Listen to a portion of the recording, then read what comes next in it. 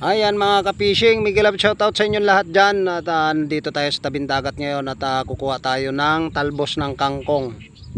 Ayan, yung kasama natin nangunguha na ng talbos. Oh. Ayan.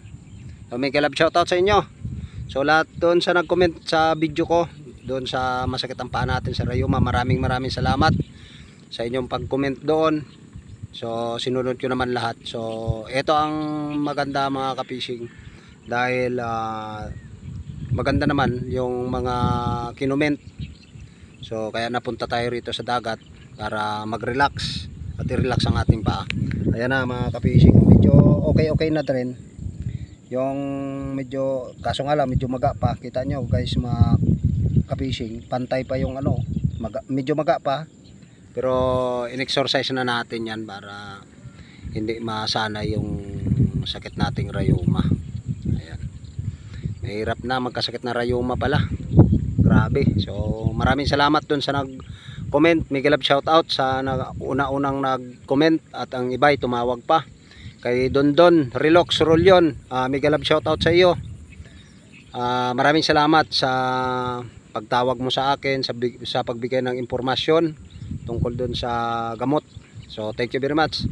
Sa mga classmate ko, sa mga batch ko, batch 2004 na nag-comment doon sa video na akin na maganda dahil nakatulong talaga na mapabilis na gumaling yung aking Rayuma.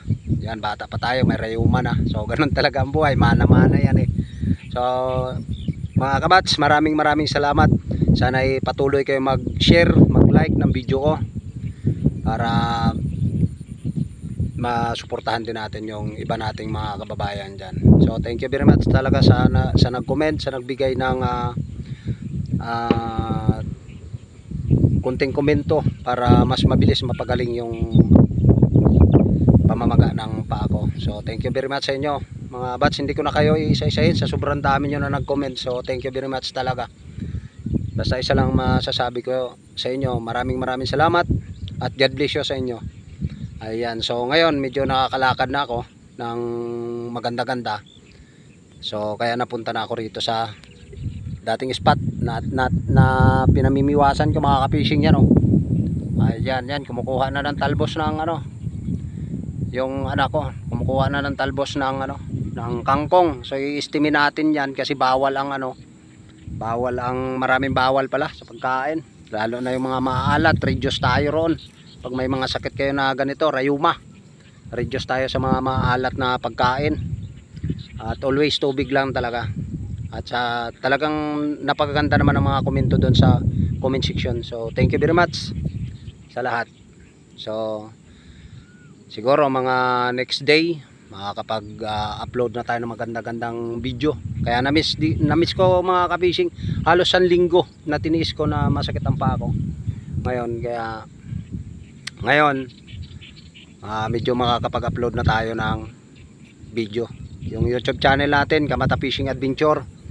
So paki-support na lang sa mga viewers natin, sa mga followers natin. Paki-support din ang aking YouTube channel na Kamata Fishing Adventure. So sa ngayon wala talaga tayong may upload dahil doon nga sa pangyayari. So basta ako nagpapasalamat talaga sa inyo ng malaki.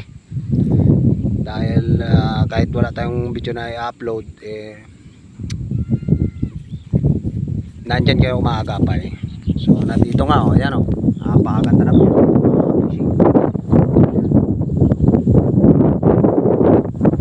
Kita niyo yan. Malubog na yung araw. Yan ang palaging pinagmamasdan dito, yung paglubog ng araw kasi napakaganda rito. Mahangin-hangin. Nakikita yung mga hangin oh, umaano sa damuhan.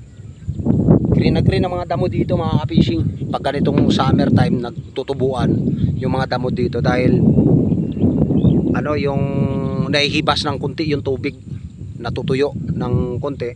So although mga ka-fishing, yan yung tubig na yan, hibas yan kung talagang yung totaling summer na yung pinaka kasagsagan ng ano, hibas yan mga ka-fishing yung tubig na yan hanggang doon sa dulo ng tulos na yon ng kangkong na yon. Yan, tuyot yan mga ka-fishing. Sobrang layo ano, ganyan kalupit dito pag summer pag El Nino. Ayan, pero sa panahon niya yan medyo hindi nga natuyo ng gusto dahil nung nakaraang araw malakas ang ulat dito kaya nag-stable yung tubig dito.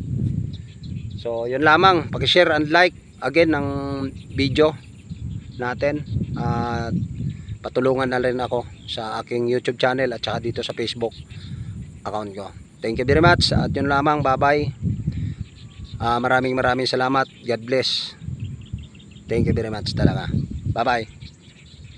Yan, mangunguha pa kami ng mangunguha pa kami ng talbos. Medyo marami-rami na rin yung nakuha ni Junakis ko. Yun, isang pungpong na pero bitin yan.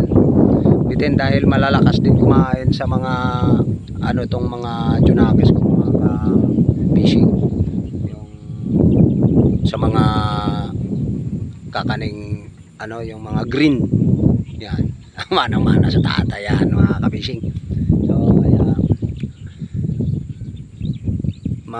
malakas ang mga pangangatawan nila. So ayan, palubog na yung araw mga kabishing. Ayan ayan, dapit-hapon na, sobrang dami na ng tao doon doon may mga nagpapalipad ng saranggula dyan kanina, bantataas ng mga saranggula dyan mga kabishing. Kaya maganda rin sa katawan na maka-relax. So thank you very much, yun lamang talaga at bye bye na. Yee!